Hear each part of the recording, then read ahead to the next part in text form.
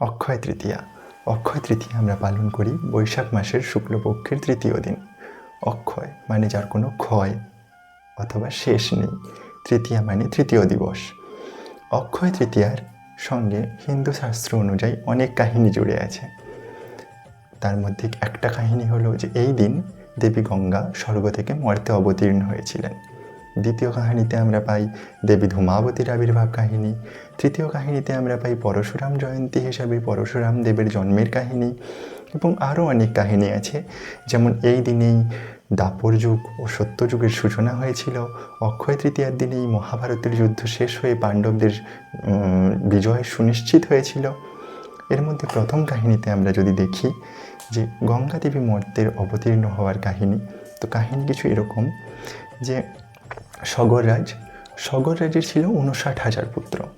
এই সগর রাজের 59,000 পুত্র করছিল অশ্বমেধ যজ্ঞ। এই অশ্বমেধ যজ্ঞের যে ঘোড়া ছিল সেই ঘোড়াকে ছাড়া হলো যজ্ঞের পর। তো কোনো রাজা মহারাজা বা কেউই ওই ঘোড়াকে আটকানোর সাহস করেনি।